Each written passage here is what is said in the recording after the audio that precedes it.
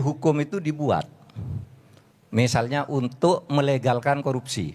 Ya. Jadi orang korupsi itu menjadi sah karena aturannya dibuat lebih dulu. Rocky saya perhatikan selama ini selalu berteriak waktunya untuk melakukan radical break. Apa betul iya? Dan kenapa itu mesti dilakukan? Ya kalau udah ada kondisi distrust, artinya ada seseorang yang harus didiskualifikasi. Coba diterangkan lebih jauh. Terus terang, seseorang itu hari-hari ini sedang sangat gelisah. Itu dibuat, misalnya untuk melegalkan korupsi. Ya. Jadi orang korupsi itu menjadi sah karena aturannya dibuat lebih dulu. Itu yang sekarang dikhawatirkan orang. Pertanyaannya, kita udah keluar nggak dari otoritarianisme Orde Baru? PI dulu punya sejarah mempelopori gerakan, barangkali gerakan revolusi ke depan itu dimulai hari ini dan dimulai di sini. Meninggal karena MBG. Oh, dikali 280 juta, kalau yang meninggal sekian, sekian persen.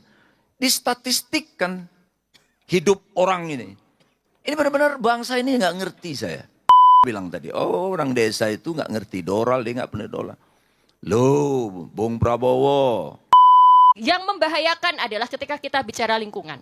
Ketika kemudian militerisme masuk dalam area lingkungan, maka konflik-konflik agraria, konflik-konflik yang melibatkan antara rakyat dan pemodal akan semakin merepresi rakyat. Karena tentu saja militer akan berpihak pada pemodal. Assalamualaikum warahmatullahi wabarakatuh.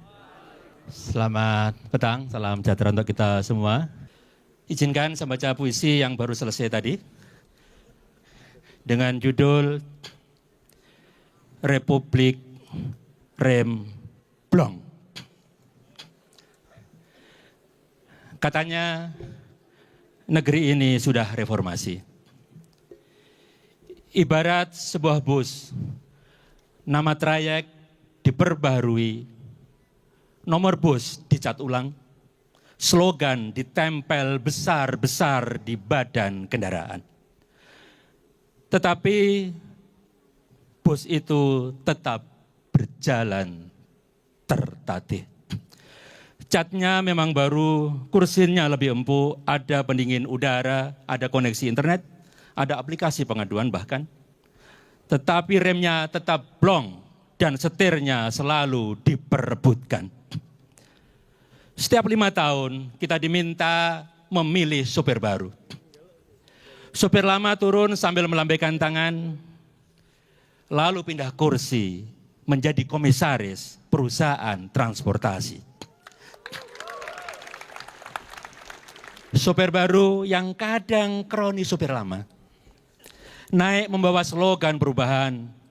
Pidatonya penuh kata-kata segar, transformasi, hilirisasi, akselerasi, gendengisasi, keadilan sosial, dan sesekali berteriak, demi rakyat kecil. Rakyat kecil pun terharu, meski tetap kecil. Bus melaju lagi, lubang jalannya masih sama, macetnya masih sama, premannya kadang orang yang sama, hanya warna jaketnya berbeda. Penumpang kaya duduk nyaman dekat AC, selonjoran sambil minum kopi. Penumpang biasa berdiri sambil berpegangan tiang, kadang berpegangan keyakinan, kadang pada cicilan. Yang miskin diminta sabar, karena katanya bus sedang menuju kemajuan. Yang kritis diminta sopan, karena sopir mudah tersinggung. Yang protes terlalu keras disuruh turun di terminal berikutnya. Dan kalau tidak suka, pindah saja ke bus lain.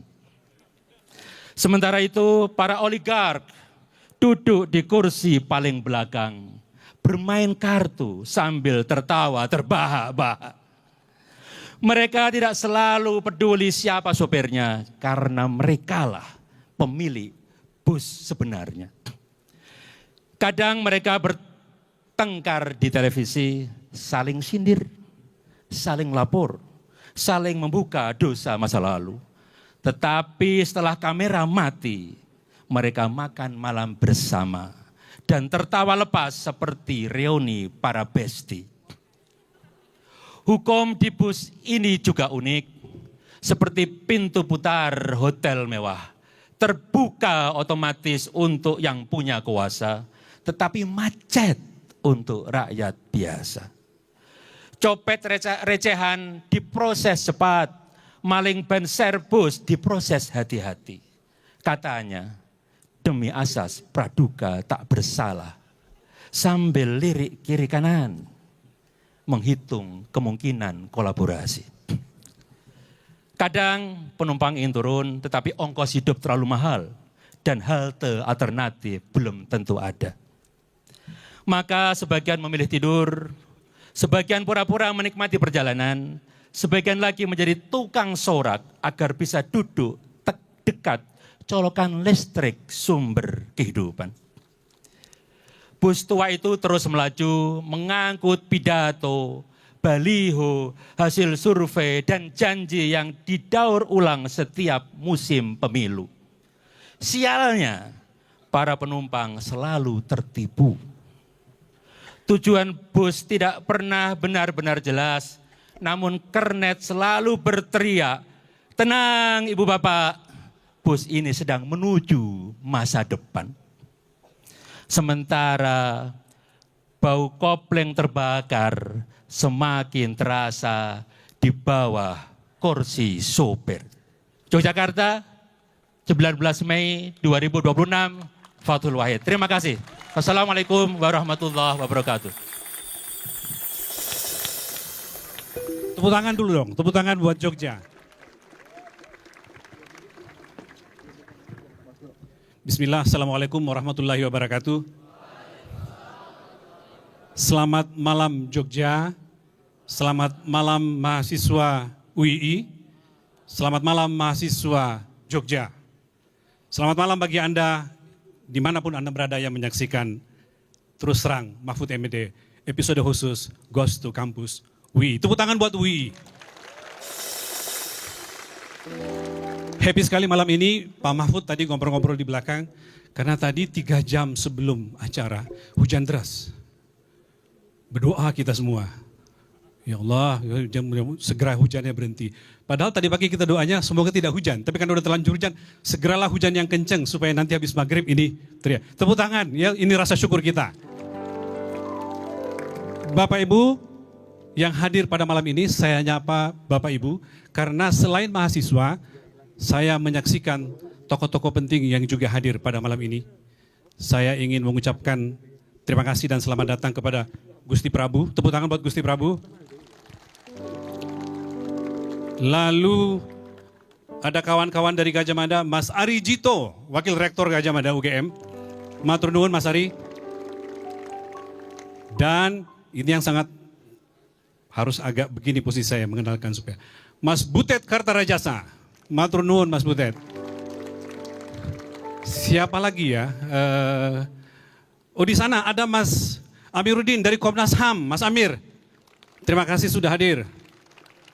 Lalu kawan-kawan alumni UII yang cukup banyak saya kira, yang pada masa mereka menorehkan sejarah dalam aktivitas kemahasiswaan. Ada Erwin Muslimin Singajuru, mana Bang Erwin? Oh, ini dia tokoh mahasiswa. Lalu ada Hamid Basyaib. Bang Hamid, where are you? Hamid Basyaib. Anda mahasiswa UII ya kira-kira, nggak tahu ya waktu itu Anda umur berapa ketika Bang Hamid tahun 81, 82, 83 belum lahir. Ada majalah, dulu namanya majalah Muhibah yang luar biasa. Se-Indonesia membaca majalah Muhibah. Itu pemimpin redaksinya adalah Hamid Basyaib. Lalu juga ada advokat yang lagi banyak sekali muncul di berbagai media. Viral di banyak media dengan jaksa penuntut umum Nadiem Makarim bentak-bentakan. Kalau lu mau kenceng-kencengan, gue juga bisa kenceng. Itu kuasa hukumnya Nadiem Makarim. Ari Yusuf Amir.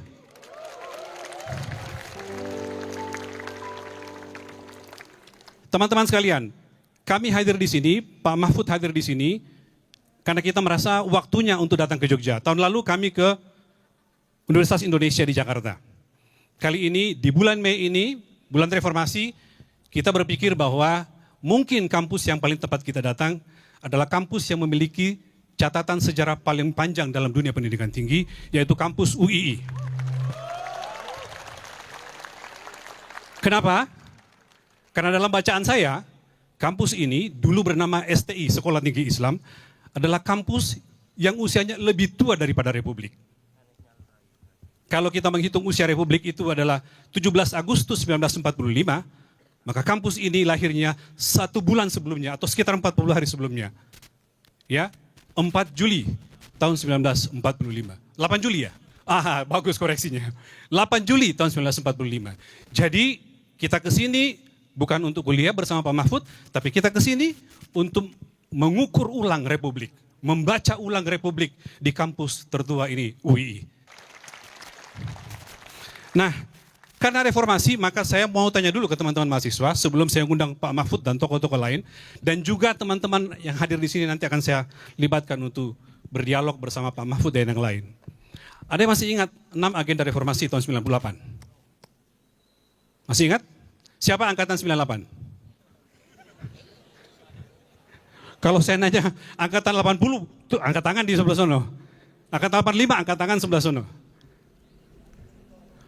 Itu tokoh reformasi, tokoh demonstran Ari Jito 98, Mas Ari. Ya, itu salah satu. Tapi teman-teman pelajari nggak apa yang dituntut Mas Ari Jito dan kawan-kawan waktu itu? Sampai kita langsung berubah. Dengan reformasi ada banyak korban yang jatuh, tapi lalu mendobrak sebuah gaya kepemimpinan atau model kepemimpinan waktu itu dan kita masuk dalam era reformasi. Ada 6 agenda reformasi. 1. Adili Soeharto dan kroni-kroninya. Tidak hanya Soeharto, kroni-kroninya. Jadi kalau kiri kanan Anda merasa kroninya Soeharto, itu berarti siap-siap harusnya diadili. Belum selesai agenda reformasi. Yang kedua, amandemen. Cepat sekali googling. Tepuk tangan untuk Mbak Google. Amandemen Undang-Undang Dasar 1945. Sudah di amandemen, tapi apa yang terjadi sekarang? Sebagian kelompok menginginkan keras untuk kembali kepada Undang-Undang 45. Yang ketiga, penghapusan dui fungsi ABRI. Sudah dihapuskan dui fungsinya, tapi sebagian kencang. Dan terjadi sekarang, bagi cerdik pandai, bagi analis mengatakan bahwa sekarang kembali lagi dui fungsi ABRI itu. Yang keempat, pemberantasan KKN. Kita bangga punya KPK pada masanya, tapi apa yang terjadi sekarang? Korupsi makin hari makin buruk, bahkan indeks persepsi korupsi tahun ini paling buruk dari sebelum-sebelumnya. Berikutnya, yang kelima, tegakkan supremasi hukum. Anda lihat pengadilan kita seperti apa berlangsung. Lalu yang terakhir, otonomi daerah. Otonomi sedang berlangsung, tapi keinginan untuk kembali memilih DPRD muncul lagi sekarang. Karena itu, apa kabar reformasi? Saya akan mengajak Anda untuk diskusi dan untuk bertanya lebih jauh tentang bagaimana reformasi kita, apakah berjalan dengan baik, berjalan dengan linglung, atau sudah semaput? Saya undang tuan rumah, terus terang, Profesor Mahfud MD.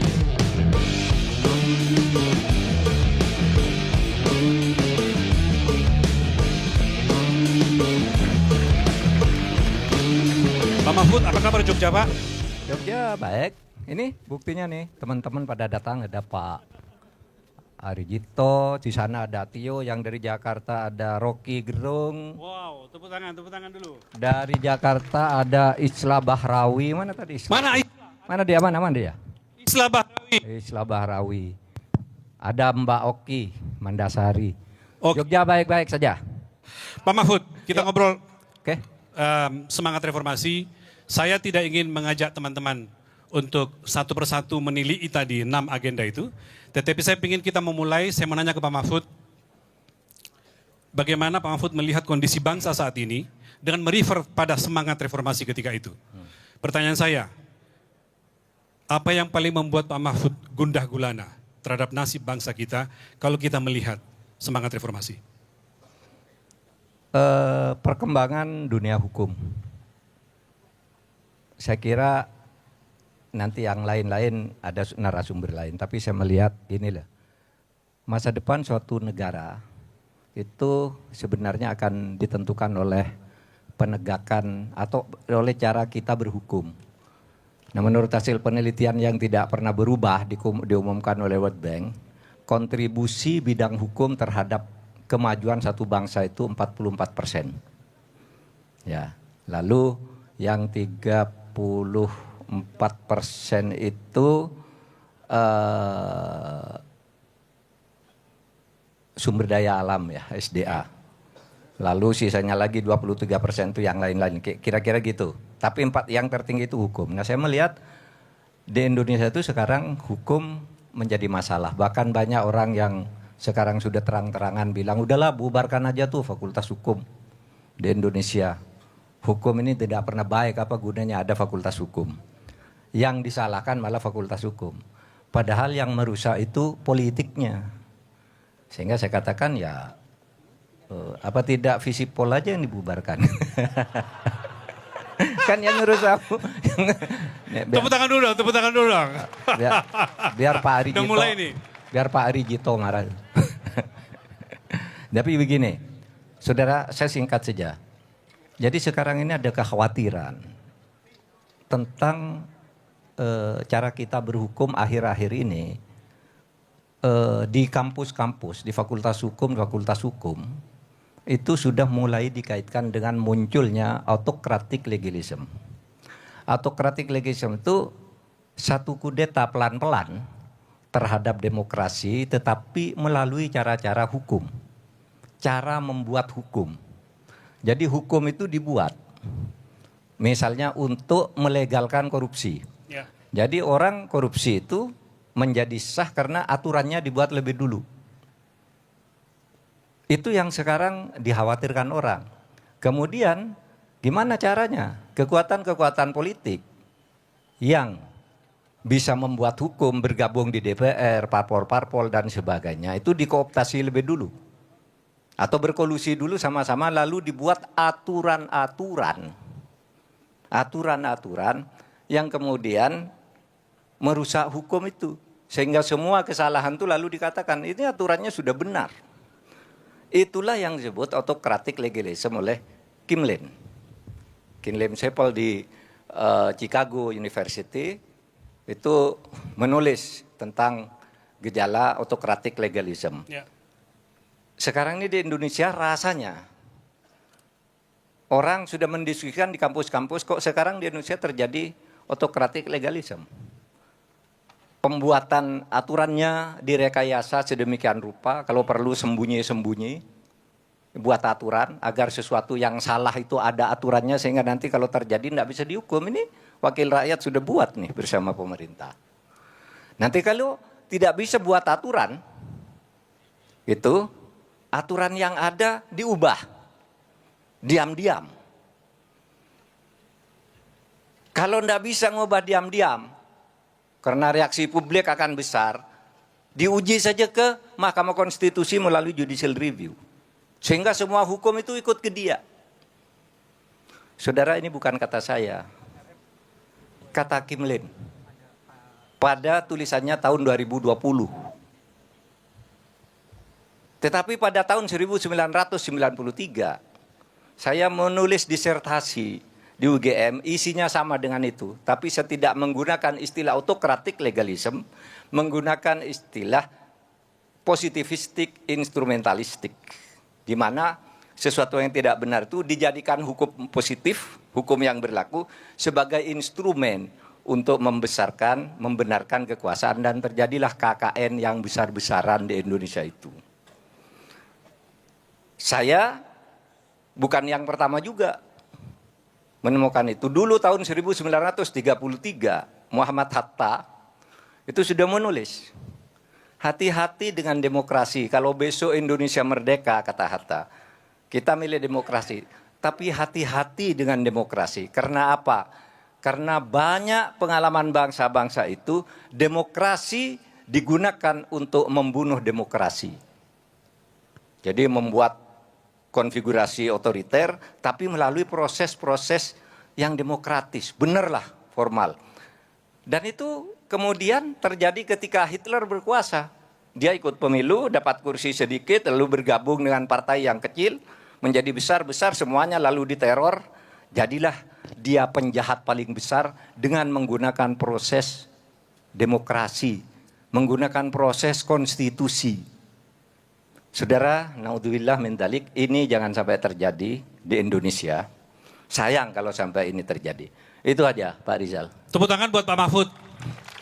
Saya kasihan kalau Pak Mahfud ngomong sendiri di sini.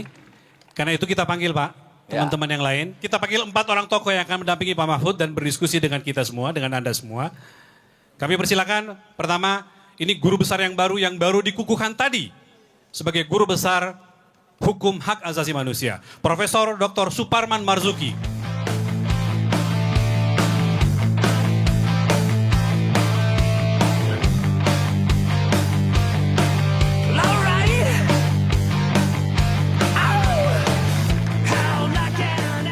Berikutnya, sosiolog kritis yang tampil di media, yang memukau banyak teman-teman semua, terutama cowok.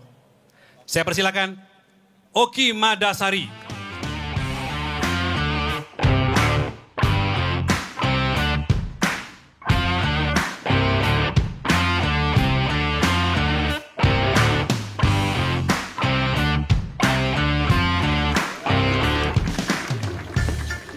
Berikutnya, saya persilakan kepada ini anak muda pemberani. Ya. Sekarang tampil di mana-mana, berteriak untuk bagaimana membereskan negara ini. Tio Ardianto.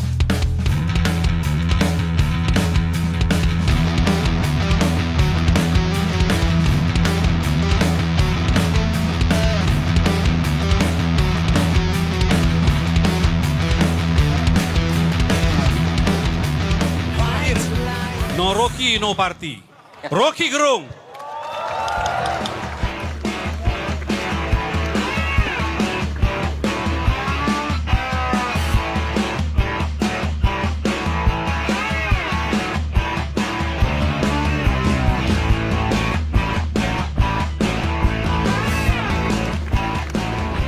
Pak Mahfud duduk Pak, kita persila. Di antara semua ini pembicara, sempat saya ajak ngobrol satu-satu. Yang tidak ajak ngobrol terakhir adalah Bung RG, Rocky Gerung. Saya tanya, Bang, ini teman-teman panitia di Jogja mau menanyakan, kapan mau berangkat, mau disiapin hotelnya, pesawatnya. Nggak usah pakai itu-itu, saya pokoknya nongol sebelum acara. Setengah jam sebelum acara, dan betul, tepuk tangan buat RG, Rocky Gerung. Saya mau mulai dengan Bang Parman. Satu pertanyaan untuk berempat, karena Pak Mahfud sudah mulai. Satu kata untuk reformasi. Apa Bang Parman? Reformasi dikangkangi. Dikangkangi. Tepuk tangan dulu Bang Parman. Oki, satu kata untuk reformasi. Sudah mati. Sudah mati. 2 kata tapi kuat banget, sudah mati. Terakhir, Tio, satu kata untuk reformasi. Reformasi cacat. Cacat. Rocky Gerung, satu kata untuk reformasi. Terus terang bisnya udah mogok. Tepuk tangan. 5 kata, tapi kata kuncinya mogok. Pak Mahfud, tadi sudah kita bicara, Bang Parman, kita bicara. Kali ini saya akan meneruskan dulu. Dari Pak Mahfud, nanti Rocky agak-agak terakhir biasanya. Pak Mahfud lagi ya. Pak Mahfud, kalau begitu Pak, Bapak mengatakan bahwa ada autokratik legalism, ada praktik yang didesain untuk kepentingan pemerintah penguasa. Gitu. Lalu, apa yang mesti diubah dalam kondisi kita sekarang, ketika reformasi sudah berlangsung 28 tahun, melihat itu semua, apa yang di mata Pak Mahfud dari sisi hukum harus diperbaiki? Ya cara kita berhukum. Cara kita berhukum itu kan, berhukum itu ada 2 intinya. 1 membuat hukum, 2 melaksanakan aturan hukum. Nah di kita itu dua-duanya sekarang bukan main, sudah rusak. Membuat hukumnya itu sudah pakai rekayasa, pakai sembunyi-sembunyi, pakai macam-macam yang tidak sehat lah. Sehingga kadang-kadang aturan itu muncul secara tiba-tiba dan mengejutkan. Yang kedua, berhukum di dalam cara melaksanakan hukum. Kita lihat pengadilan sekarang itu seperti dagelan gitu.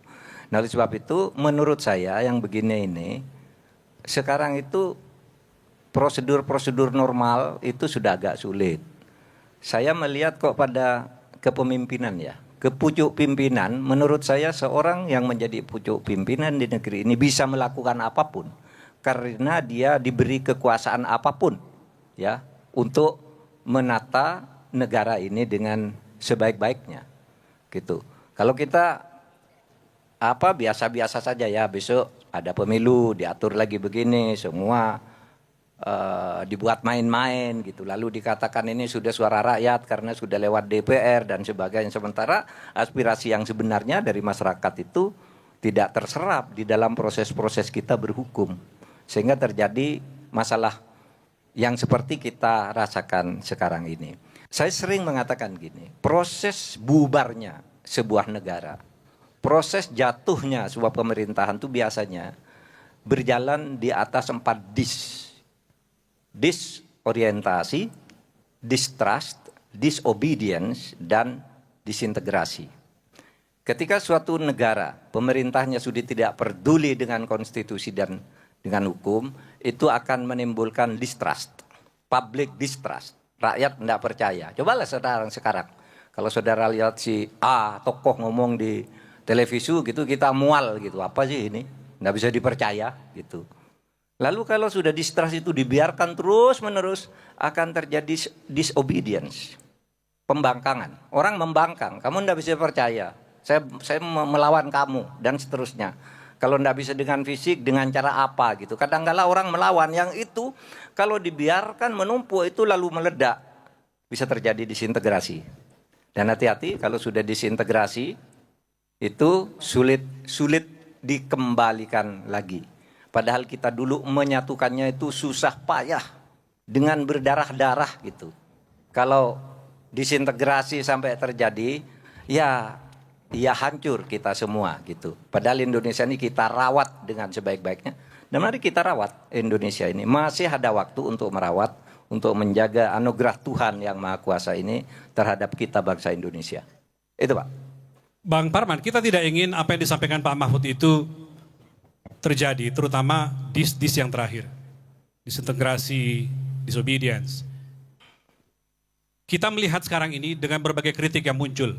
Kalau tadi kita lihat 4 teori itu, mungkin pada keadaan distrust.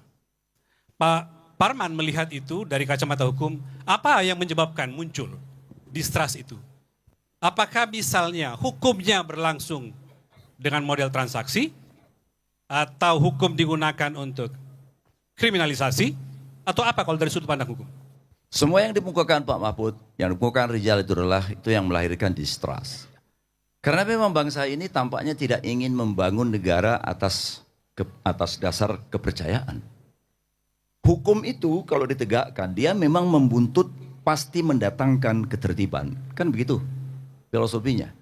Hukum itu untuk membangun order. Tapi negara, pemerintah nggak ingin ada order. Justru yang diinginkan itu disorder. Sebab apa? Di dalam disorder itu, di dalam ketidakteraturan itulah apa yang sering disebut sebagai shadow economy, bergerak tanpa kendali. Korupsi, manipulasi, kebohongan ada dalam situasi disorder. Disorder di tingkat apapun itu akan terjadi apa yang saya sebut sebagai ekonomi bayang-bayang. Manipulasi, bahkan di dalamnya juga mudah untuk dilakukannya kriminalisasi. Nah kalau ini terus-menerus dipelihara oleh negara, kepercayaan itu bukan hanya tidak terbangun, tapi makin dalam, makin runtuh. Dan itu akan dinikmati oleh kekuasaan sebagai investasi buruk yang akan mengancam kelangsungan kekuasaan itu sendiri. Itu sudah rumusnya seperti itu. Artinya kalau kita lihat tadi beberapa yang disampaikan oleh Bang Parman, itu artinya balik juga kepada moral penegak hukum. Ya kira-kira. Moral itu salah satu esensinya kan. Itu esensi paling dalam dari hukum. Seburuk apapun hukum, kalau dia punya morality, punya etik, dia bisa menjaga tindakannya, langkahnya. Oh ini tidak benar, ini yang mesti saya lakukan. Jadi itu tidak punya. Bahkan nggak mau dipunyai gitu. Karena itu tadi kalau kita mau menegakkan etika, moralitas dalam hukum, itu kan ruhnya hukum itu. Etika moral. Kalau itu nggak ada, ya sudah. Dia seonggok aturan yang bisa tadi Pak Mahfud bilang, bisa menjadi alat legitimasi bagi tindakan-tindakan mengkriminal orang, menangkap orang, dan seterusnya. Bagi kepentingan-kepentingan destruktif. Tio sebagai mahasiswa yang cermat, tanggap melihat ini semua. Apa pandangan Anda tetap apa yang disampaikan oleh Bang Parman tadi bahwa tindakan-tindakan kriminalisasi, mencederai orang dan segala macam itu berlangsung pada tahapan mana? Pada sisi mana Anda menyaksikan? Ketidakpercayaan publik terhadap pemerintah itu tidak hanya dibuat, tetapi terus-menerus dipertahankan dan diperbesar. Kita punya memori yang begitu luar biasa, misalnya ya, tentang putusan MK nomor 90 tahun 2023 yang membuat Gibran bisa jadi wapres hari ini. Mana mungkin kita percaya bahwa orang yang namanya Prabowo Subianto akan menegakkan hukum, sementara wakil presidennya saja itu cacat hukum. Oke, orang boleh berharap, barangkali itu hanya strategi untuk memenangkan Pilpres. Tapi sesudah memenangkan, maka dia akan membangkitkan keadilan itu. Tapi apa yang dilakukan di hari pertama Prabowo Subianto berkuasa? Dia mengangkat Teddy sebagai seskap, yang itu jelas-jelas melanggar undang-undang TNI. Sesudah tahu itu melanggar, bukan Teddy yang dicopot, tapi undang-undangnya yang diubah. Saya punya tesis begini, kalau kekuasaan hari ini sejak mau berkuasa saja itu rela menghalalkan segala cara, mana mungkin selama 5 tahun dia berkuasa, dia akan pakai etika. Maka hanya ada 2 jenis manusia, Bang Rizal, yang berbaik sangka pada penguasa. 1, orang bodoh. Yang kedua, orang yang turut menikmati kekuasaan. Saya harus apresiasi pada UII, karena secara tegas menolak untuk mengelola SPPG. Teman-teman, Tepuk tangan dong. Mana Pak Rektor tuh? menolak mengelola SPPG itu bagus. Dan tindakan yang sangat heroik. Karena SPPG sejatinya adalah satuan penjilat Prabowo Gibran.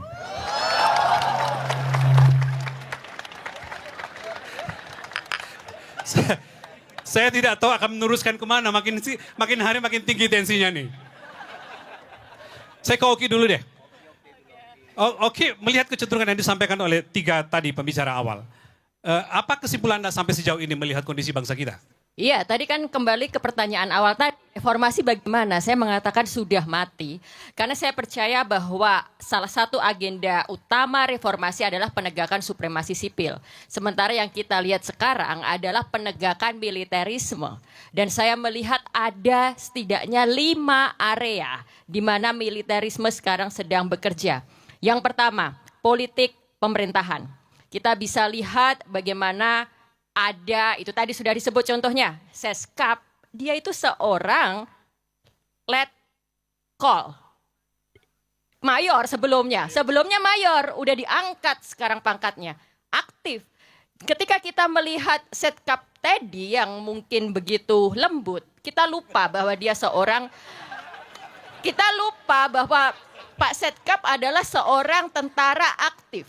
Dan dia merupakan contoh nyata bagaimana ada militerisme di dalam politik pemerintahan kita. Lalu kita nanti juga bisa melihat lagi bagaimana kepala daerah diundang retreat di Magelang pakai baju loreng-loreng. Yang terbaru kepala DPRD se-Indonesia, ketua DPRD se-Indonesia diundang retreat pakai baju loreng-loreng. Itu bukan sekedar seragam main-main. Kalaupun sekedar main-main, kenapa harus pakai loreng-loreng kan?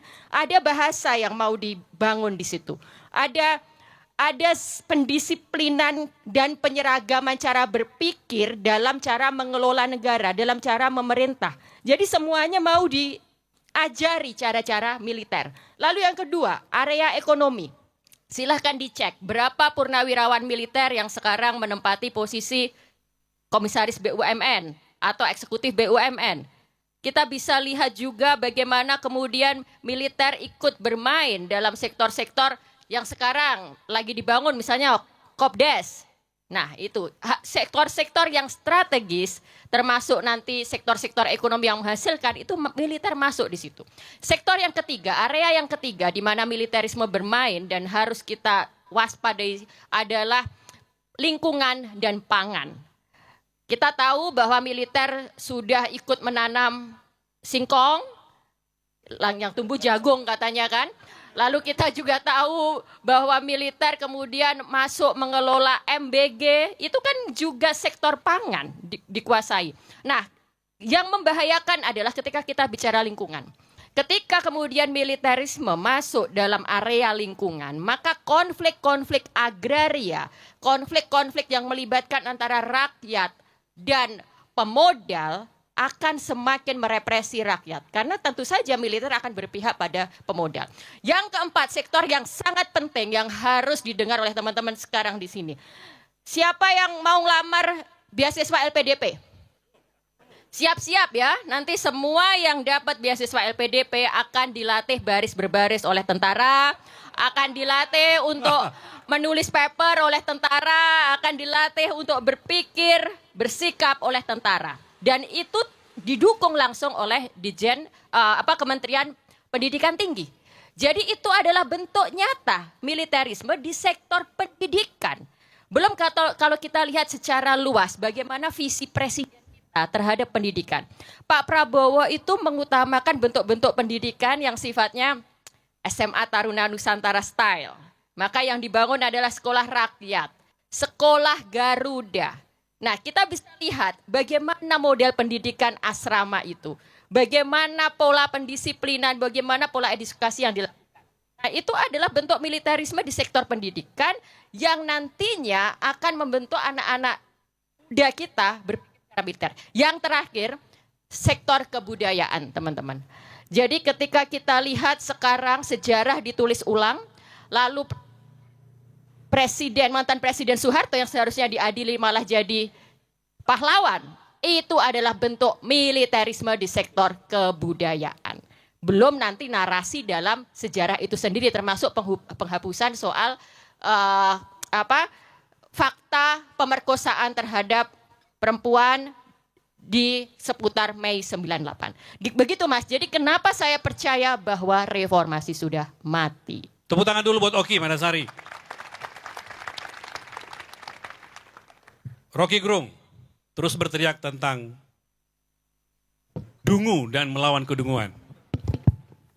Berteriak sekeras-kerasnya tentang bajingan tolol. Itu terminologi yang udah mulai ngetop sekarang. Itu produksinya Rocky Gerung. Tadi, Bang Rocky, sudah disampaikan, ada soal Mbak Oki mengatakan militer yang masuk ke wilayah sipil. Ada soal program prioritas pemerintah yang terus bermasalah dan terus dikritik oleh anak muda dan siapapun. Ada soal penegakan hukum, di ancaman, distrust dan segala macam. Rocky saya perhatikan selama ini selalu berteriak waktunya untuk melakukan radical break. Apa betul iya? Dan kenapa itu mesti dilakukan? Ya kalau udah ada kondisi distrust artinya ada seseorang yang harus didiskualifikasi. Coba diterangkan lebih jauh.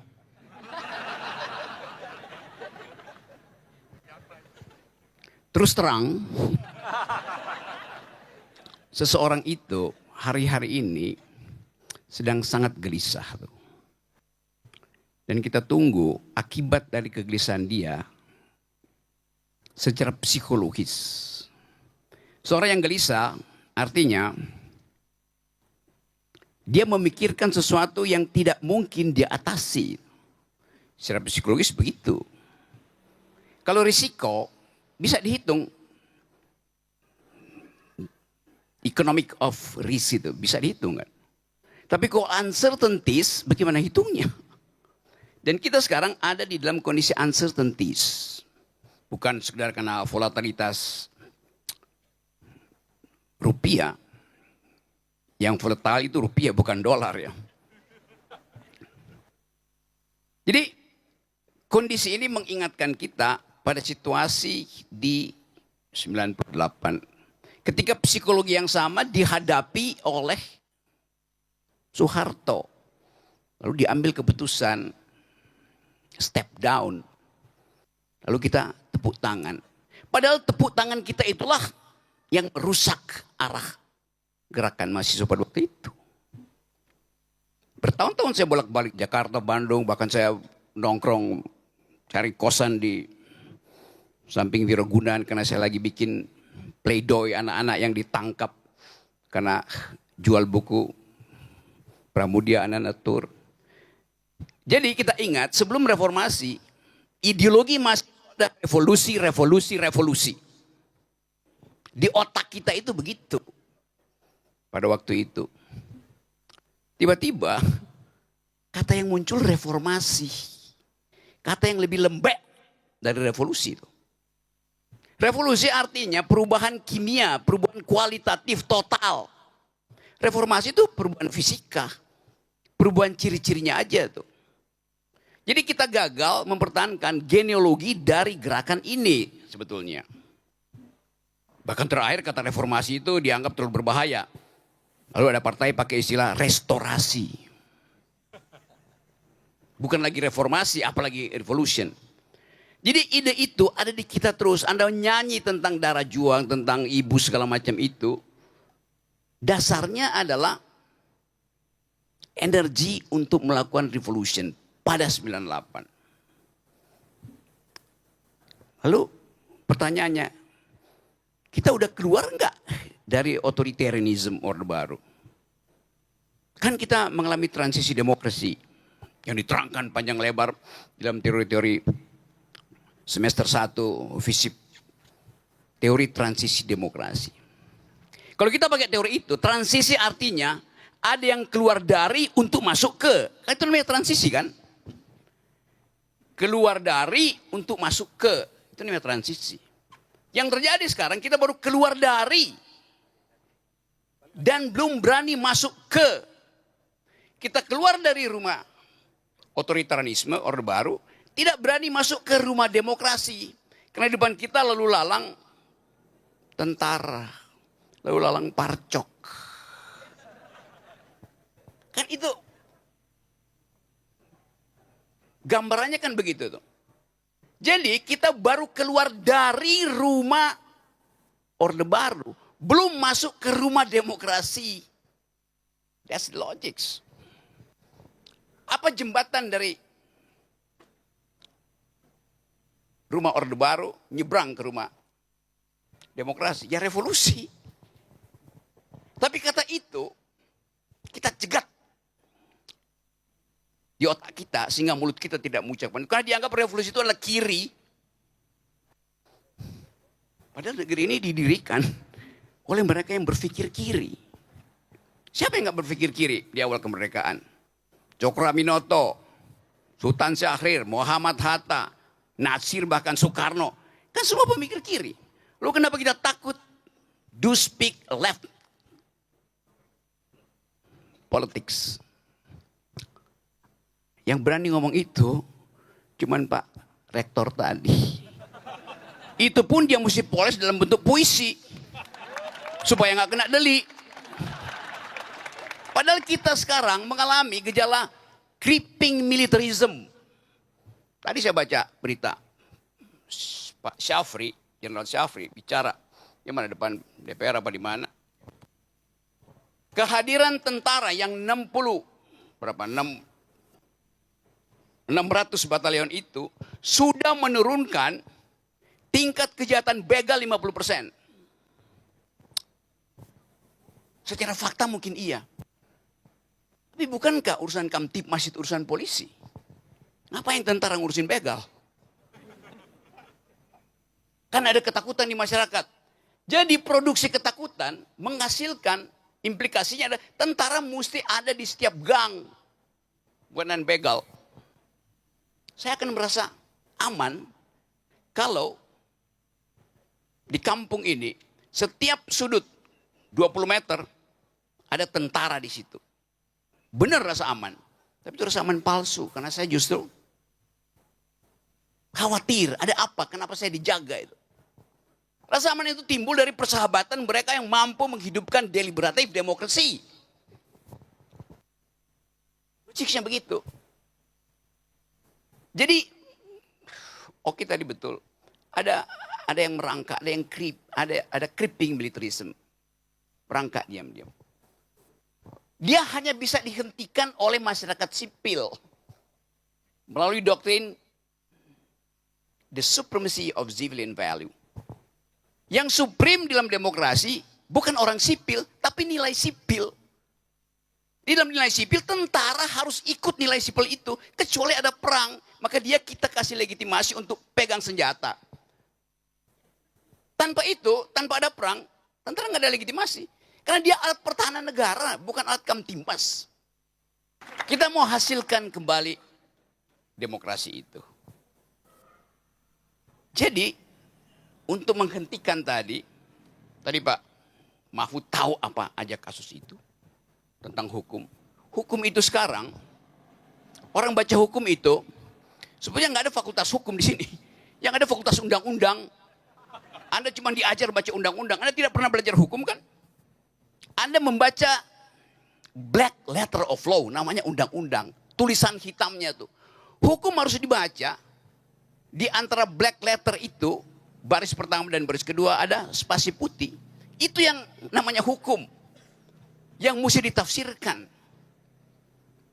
Kalau itu nggak ada, kita diajak sekedar untuk menghafal-hafal undang-undang. Dan lembaga-lembaga pengadilan kita, di dalamnya tidak ada lagi keadilan.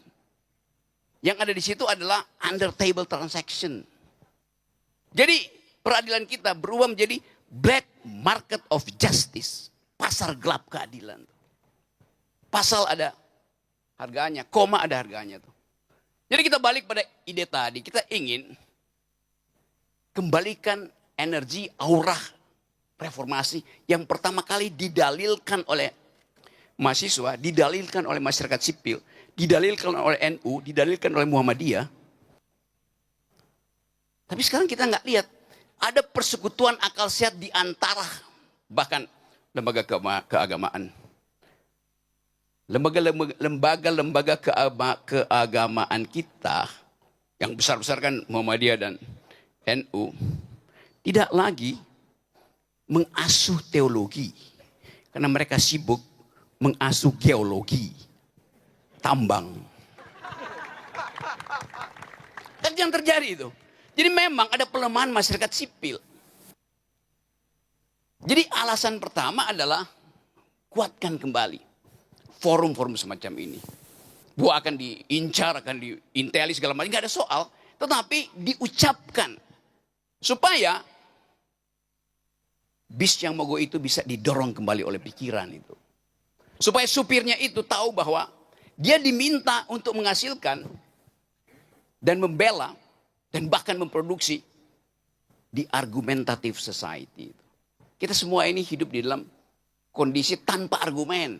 Akibatnya apa? Kita jualan sentimen akhirnya kan. Jadi keadaan negeri ini mengalami dua kendala. Pertama, gagal memperlihatkan jejak kiri dalam upaya untuk melakukan perubahan tuh. Jejak pikiran kiri itu. Yang kedua, kemampuan kita untuk produce argumen. Gak ada, kita nggak lihat. Talk show itu isinya kan omong kosong tuh. Kecuali terus terang.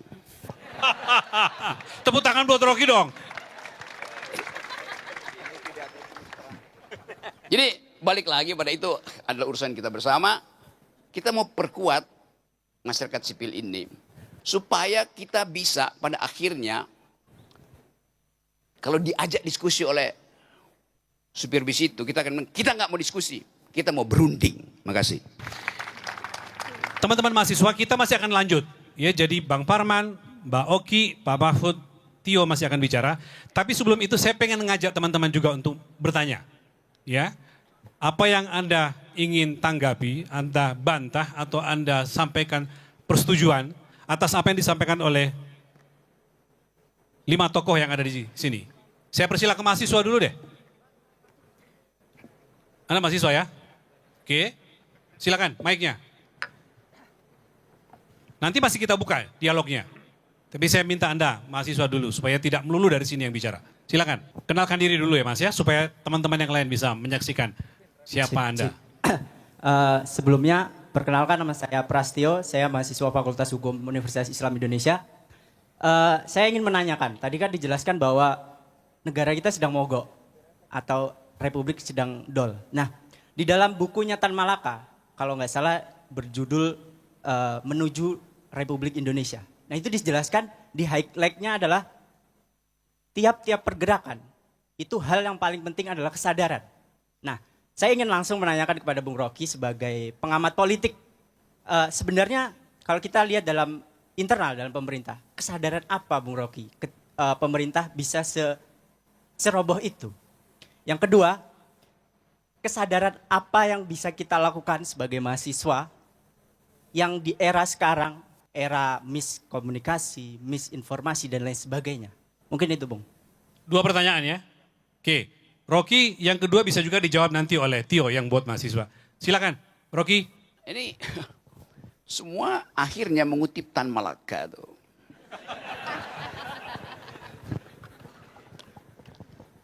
Kenapa enggak ngutip Nawacita?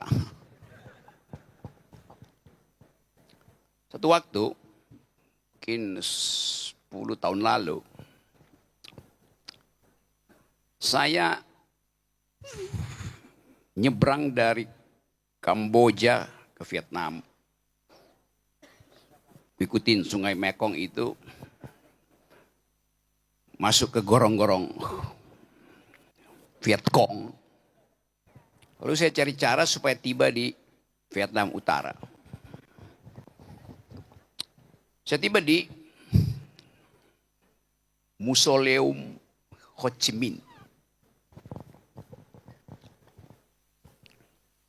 Masuk di situ, di sebelah kanan ada pondok kecil itu. Rupanya itu pondok tempat Ho Chi Minh minum kopi luwak sambil membaca di situ. Ada beberapa buku di situ. Lalu ada foto, saya lirik sedikit. Profilnya itu tiba-tiba kayaknya saya kenal orang itu. Ternyata itu saya dekat itu foto Tan Malaka yang lagi bertengkar dengan Antonio Gramsci, pemimpin Partai Komunis Italia, di forum internasional. Jadi Anda bayangkan, nama yang Anda sebutkan tadi, itu tahun 20-an, sudah bertengkar dengan pemimpin komunis Italia. Bertengkar argumen tentang masa depan dunia itu. Sementara pemimpin kita hari ini, tunduk pada Donald Trump. Ada kontras historiografi atau bahkan historicism di situ. Jadi yang Anda tanya sebetulnya bagi saya, kenapa Anda akhirnya pergi pada sumber-sumber awal Republik ini? Untuk mencari ide tentang Republik, tentang masa depan, tentang visi diplomasi itu. Jadi urgensi itu ada di kita. Kita ingin ada argumen di dalam pertengkaran politik. Tan Malaka mengajarkan kita cara berargumen dengan logik, dialektik, and materialism. Tapi kenapa itu nggak diajarkan di fakultas? Anda ingin cari tahu sesuatu, Anda buka artificial intelligence. Dan artificial intelligence akan menjawab dengan cara dungus karena pertanyaan Anda dungu. Kan Anda tidak berdebat dengan si AI, Anda cari informasi. Padahal Anda bisa berdebat dengan AI. Jadi komunitas akademis kita itu adalah penunggu informasi. Konsumen demokrasi, bukan produsen demokrasi. Demokrasi diproduksi melalui pertarungan pikiran, itu intinya. Dan Tan Malaka relevannya adalah tetap dicari sebagai sumber awal untuk menikmati keindahan pertengkaran. Tan Malaka menulis, walaupun kalau saya kasih kritik, judulnya itu kontradiktif. Madilog materialisme, dialektika, logika. Dialektika itu menghasilkan kontradiksi. Artinya pertentangkan untuk membatalkan. Logika justru menghilangkan kontradiksi. Tetapi buku itu dipakai hanya untuk menerangkan bahwa Indonesia ke depan itu memerlukan cara berpikir untuk menguji politik dengan prinsip-prinsip Marxisme, dialektika, logik. Kita kosong dalam perdebatan apapun dari parlemen sampai dapur SPPG nggak ada pembicaraan tentang dialektika tuh. Padahal untuk menghasilkan nutrisi yang bagus mesti ada dialektika antara emak-emak dan supply, antara guru dan murid, untuk paling tidak ada bicara tentang apa artinya nutrisi itu, apa artinya stunting itu. Kita konsumsi sesuatu tanpa kita sadar bahwa yang kita konsumsi sebetulnya tidak kita tahu apa isinya itu. Jadi produce argumen itu intinya. Dan kita ingin kembalikan politik argumentasi itu ke dalam kampus. Itu saya kira yang membuat kita percaya bahwa berterus terang akan menghasilkan kegelapan baru. Bukan terang baru. Supaya kita bisa hidupkan lagi lampu pikiran yang lebih terang. Demikian seterusnya. Oke, tepuk tangan lagi. Pertanyaan kedua saya serahkan kepada Tio untuk berbagi pengalaman apa yang dilakukan mahasiswa atau yang seharusnya dilakukan. Selama pendidikan dibiayai oleh pajak rakyat, maka selama itulah kaum terdidik punya hutang pada rakyat. Setiap hal yang kita peroleh dari pendidikan, sejak dari taman kanak-kanak sampai hari ini perguruan tinggi, tidak mungkin kita dapatkan tanpa ada rakyat yang membiayai pendidikannya. Sebagaimana sebuah hutang, maka pertanyaannya buat kita semua yang menjadi kaum terdidik adalah, dengan cara apa kita akan melunasinya? Paling mendasar bagi saya, cara paling sederhana untuk melunasi hutang pada rakyat adalah dengan tidak nambah masalah. Karena masalah sudah terlalu banyak. Tidak ada satupun bidang di dalam kehidupan Indonesia yang tidak ada masalahnya. Jadi tidak nambah masalah saja sudah lumayan. Syukur-syukur kalau bisa menyelesaikan masalah. Kita semua hari ini marah. Siapa yang tidak marah ketika di antara 280 juta rakyat Indonesia yang pinter-pinter kayak gini, lah kok presidennya kayak gitu? Sampai saya punya kecurigaan ya. Pinter itu kan soal kognitif. Barangkali memang presiden kita hari ini tuh punya gangguan mental. Kita semua mungkin pernah bisik-bisik bahwa presiden kita itu NPD. Tahu singkatannya NPD ya? Narcissistic Prabowo Disorder. Ini varian khusus ini. Varian khusus. Karena NPD-nya sudah tidak tertolong lagi. NPD itu kalau didukung dengan kecakapan dan kompetensi, mungkin kita rela. Tapi kalau NPD didukung dengan bahasanya Bung Rocky, kedunguan yang tidak tertolong, sekaligus kesombongan sehingga dia tidak belajar, maka jadi hal yang sangat wajar ketika dia bilang bahwa gak usah khawatir dolar naik, orang desa gak pakai dolar kok. Kita semua marah, tetapi PR-nya adalah bagaimana kemarahan itu kita konversi menjadi gerakan-gerakan revolusioner. Itu yang saya kira jadi PR hari ini. Karena gerakan itu bertahun-tahun lamanya telah mengalami semacam fragmentasi luar biasa. Dahulu ketika kita upayakan kemerdekaan, gerakan yang ada adalah gerakan rakyat. Ini nggak ada hubungannya sama partai-partai itu ya. Yang berjuang adalah gerakan rakyat. Sesudah merdeka, gerakannya terfragmentasi menjadi gerakan rakyat yang terdidik. Terfragmentasi lagi menjadi gerakan rakyat terdidik yang di kampus. Terfragmentasi lagi menjadi gerakan rakyat terdidik yang di kampus yang ikut organisasi pergerakan. Entah itu BEM maupun organisasi ekstra. Hari ini kalau kita mau jujur mengakui, gerakan rakyat terdidik di kampus yang berorganisasi, yang departemennya khusus untuk pergerakan. Mungkin ada 1-2 momentum sehingga rakyat sipil bergerak secara organik. Tetapi kalau kita bicara soal gerakan revolusioner, tidak cukup hanya karena 1-2 momentum kita bergerak. Karena kurang apa 17+8? Kurang apa Agustus tahun lalu? 13 orang meninggal selama demonstrasi. 6.000 ditahan dan ditersangkakan. Tapi hari ini, saya nggak ngomong hari ini di Jogja saya akan lawan enggak ya. Tepuk tangan dulu, tepuk tangan dulu, tepuk tangan dulu. Tapi hari ini, Syahroni sudah masuk lagi ke DPR RI. Padahal 13 orang mati. Undang-undang perampasan aset, dan seluruh yang kita ucapkan ketika Agustus, tidak ada satupun yang muncul hilalnya untuk jadi cicilan dari perbaikan. Maka saya harus kembali pada satu cara pandang ya. Saya pakai pendekatan muslim bahwa barangkali memang tidak bisa kita lakukan gerakan dengan membayangkan bahwa organisasi-organisasi yang ada hari ini akan bersikap sebagaimana yang sebelumnya pernah terjadi. Misalnya sebelum 98. Tadi disebut NU, Muhammadiyah dan seterusnya itu.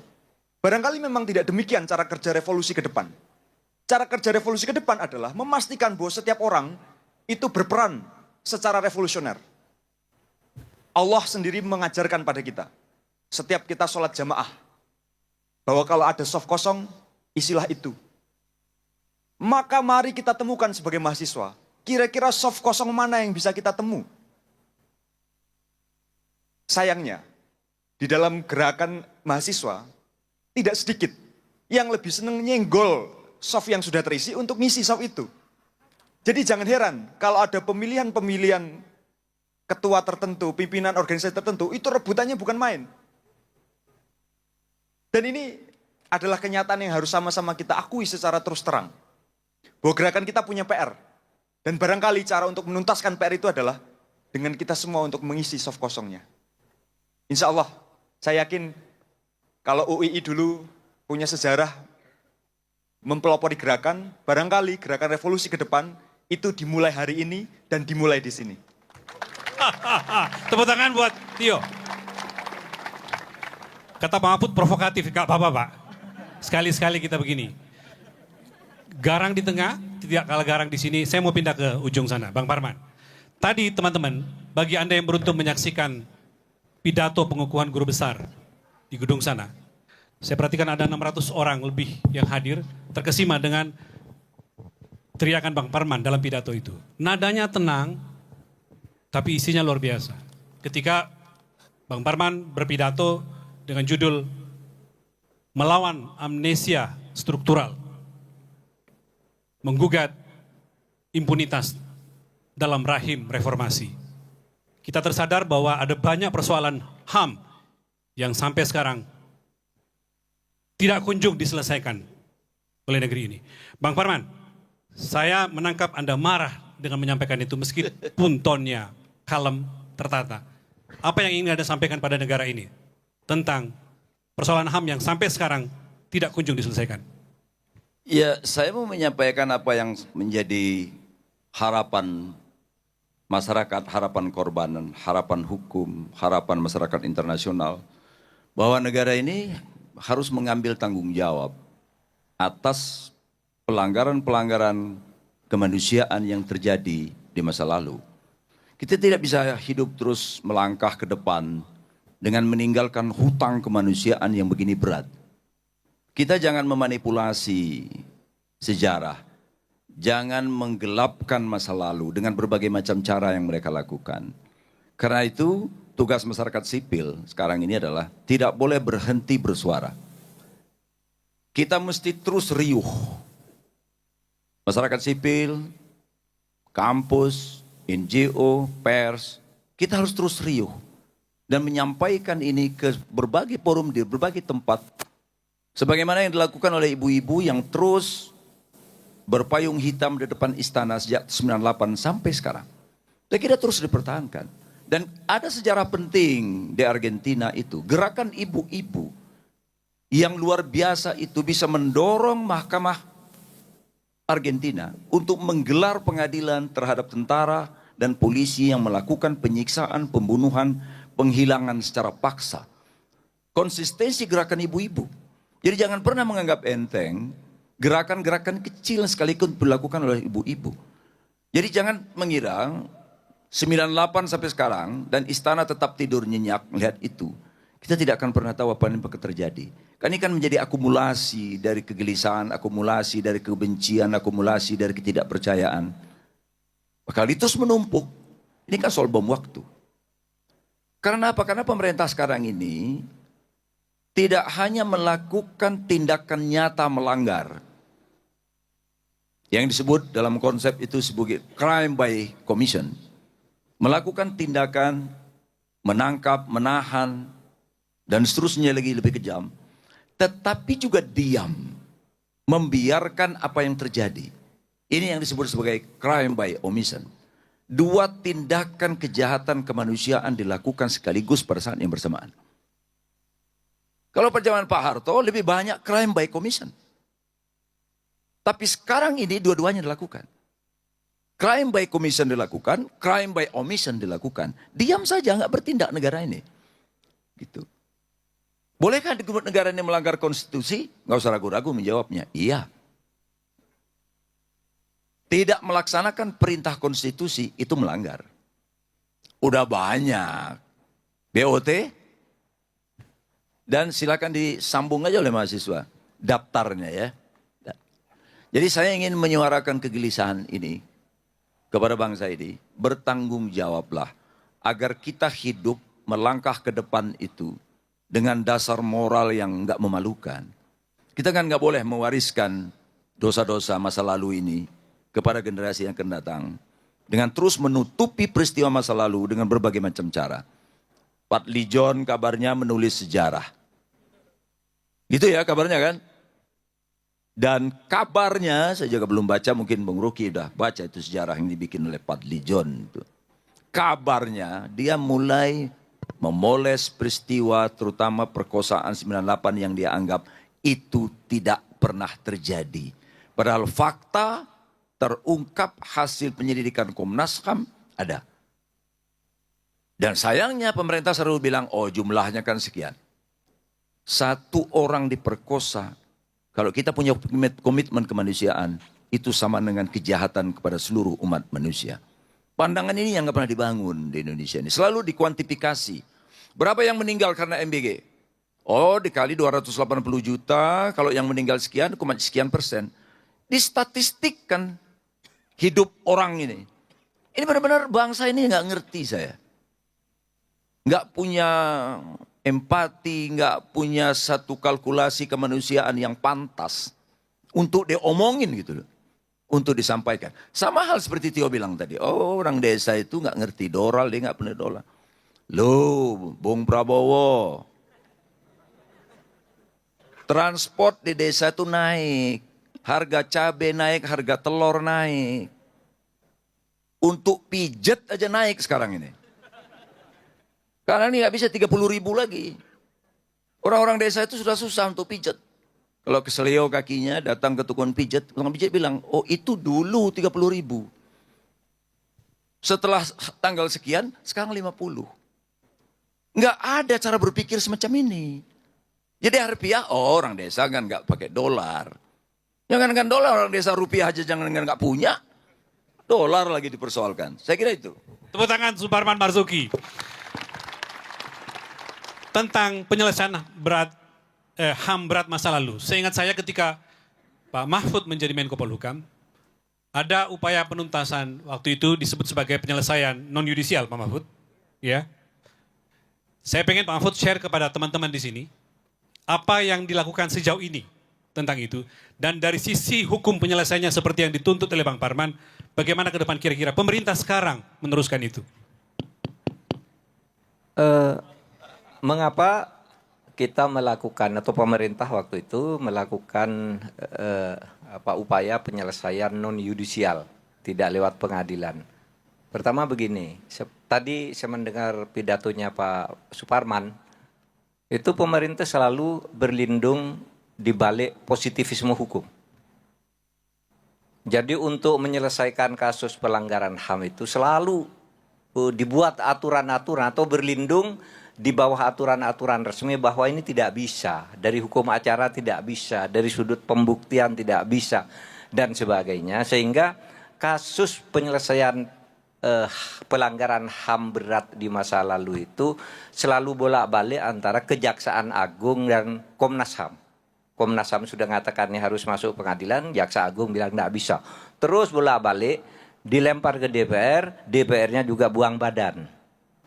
Oleh sebab itu pada tahun 2022 ya, kami di pemerintah, udahlah kalau yang itu tidak jalan, kita membuat penyelesaian untuk korbannya. Karena korban-korban yang bukan pelaku kejahatan itu, korbannya keluarga yang terbunuh, kemudian ada yang rumahnya hilang terbakar, kemudian ada yang dukun santet di Banyuwangi itu, ada yang pesantrennya sampai sekarang bubar karena kiainya dibunuh dengan tuduhan dukun santet. Di Jawa Timur ada keluarga yang keracunan karena sumurnya dikasih racun dan sebagainya. Itu keluarganya, korbannya ini kita santuni. Penyelesaian non yudisial, isinya tuh penyelesaian non yudisial, tapi yang yudisial tetap diusahakan. Karena tidak ada daluarsanya itu yudisialnya sampai sekarang. Nah oleh sebab itu upaya-upaya menggelapkan sejarah seperti dipidatokan Pak Suparman tadi itu menurut saya satu ya agak biadab juga ya terhadap kemanusiaan kita. Dan penyelesaian non yudisial itu korbannya, bukan pelakunya. Nah pelakunya itu urusan Kejaksaan, Komnas HAM dan DPR. Itu saling lempar bola itu. Sehingga sampai sekarang tidak jalan. Karena begini, yang yudisial itu kita sudah membawa 34 terdakwa pelaku pelanggaran HAM berat, itu pun yang kerucu-kerucunya. Yang 33 itu bebas.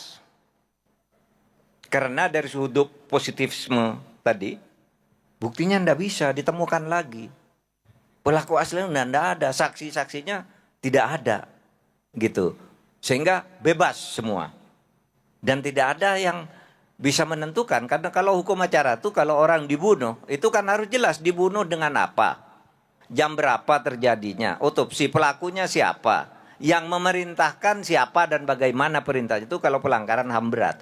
Nah itu tidak ditemukan.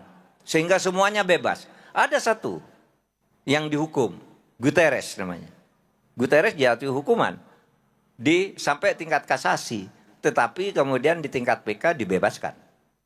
Saadi semuanya sampai sekarang bebas. Nah kalau begitu cara permainan politik menggunakan positifisme hukum ini, maka kita di Kemenko Polhukam waktu itu kita carilah korbannya dong. Di mana aja tuh, di Jogja ada berapa, di Aceh berapa. Kita santuni semua, ada yang minta masjid. Kamu minta apa? Minta masjid. Ayo. Kamu minta apa? Minta rumah Pak. Ini rumah kami dulu terbakar, kita bangunkan. Pak ini anaknya enggak bisa sekolah, kita kasih beasiswa. Itu korbannya loh. Jadi sampai sekarang belum pernah ada penghapusan terhadap keputusan Komnas HAM. Belum pernah. Jadi kita katakan yang diputuskan oleh Komnas HAM itu sudah final, sudah menjadi sejarah. Tidak bisa dihapus. Karena Komnas HAM melakukan itu atas perintah undang-undang. Undang-undang itu dibentuk karena TAP MPR. Bahwa Komnas HAM yang melakukan, yang menentukan bahwa ini pelanggaran HAM berat atau bukan. Dan itu tidak ada banding sejarahnya kalau sudah diputuskan oleh Komnas HAM. Udah selesai. Kok sekarang mau dibalik lagi. Padahal di situ di buku laporan Komnas HAM itu jelas korbannya berapa, bagaimana terjadinya dan seterusnya dan seterusnya. Jadi itu Pak. Jadi kita tidak pernah menghapus soal 13 peristiwa yang belum tuntas itu, tetapi kita korbannya yang kita cari, kita santuni keluarganya yang semuanya menderita karena menjadi korban pelanggaran HAM berat itu. Oke Pak Mahfud, tepuk tangan buat Pak Mahfud. Yang disampaikan Pak Mahfud tadi dalam bacaan saya, desain yang dilakukan oleh Kemenko Polhukam waktu itu mestinya ditindaklanjuti oleh pemerintahan sekarang. Tapi kita tidak mendengarkan apa yang dilakukan oleh pemerintah sekarang. Kehormatan, hari ini kita ada dari Komnas HAM. Mas Amiruddin masih ada nggak, Mas Amir? Saya pengen dengar dari Mas Amir, dari sisi itu kira-kira, ada Mas Amir ya? Mas Amir, ini kita bicara tentang penyelesaian pelanggaran HAM berat masa lalu. Yang kata Pak Mahfud tadi itu Komnas HAM yang diberikan kewenangan. Maju dikit, sambil menjawab pertanyaan saya, kira-kira kenapa pemerintah tidak menyelesaikan itu? Atau tidak meneruskan yang ketika itu diapresiasi oleh publik. Ada peristiwa oleh PBB, kata Pak Mahfud ya, oleh PBB, dan itu diberitakan di berbagai media. Semanggi 1, Semanggi 2, korban Trisakti segala macam, nggak ada bau-baunya sekarang. Silakan Mas Amir, dijelaskan pada kita. Harapan tak ada Ini lagi. Tio nih, naikin 1 oktav analisismu. Ngapain Gibran, Jokowi? Kita udah tahu itu. Kita naikkan 1 oktav. Mari kita pandang ke depan. Apa yang mungkin akan terjadi dalam beberapa bulan ke depan. Kalau Mas Ari 98 tampil dengan heroik, ada banyak korban, lalu datang 38 tahun kemudian, hari ini, apa komentar Anda, pandangan Anda pada negeri ini setelah 28 tahun reformasi? Demokrasi sekarang ini mengalami kebangkrutan dan salah satu sumber penyebabnya adalah Nah, mungkin hari ini reformasi kita ini semaput ini karena kita tidak pernah mendengar apa yang dialami oleh korban itu secara serius. Aparat penegak hukum kita takut untuk menegakkan keadilan. Ini yang berbahaya kalau orang terus membangkang terhadap putusan pengadilan. Lalu apa yang bisa mengendalikan kehidupan kita sebagai bangsa? Kalau hukum sudah tidak bisa lagi mengatur atau menjamin ketertiban kita di dalam hidup bernegara. Sudah tidak ada harapan dengan pemerintah. Kita sudah tidak bisa lagi, sudah hampir 2 tahun, belum ada tanda-tanda di semua aspek membaik. Saya tidak lagi berpikir soal menurunkan Prabowo Gibran, tapi saya berpikir paling tidak di pemilu mendatang kita tidak akan jatuh ke lubang yang sama. Ya kita bikin analisis dan kita ucapkan ulang apa yang ada di koran hari-hari. Ngapain coba? Bosen saya dengar itu. Jadi ada fiksasi di kepala kita. Dia oposisi. Iya, oposisi artinya berdiri di kiri. Dan gak ada yang mau berdiri di kiri.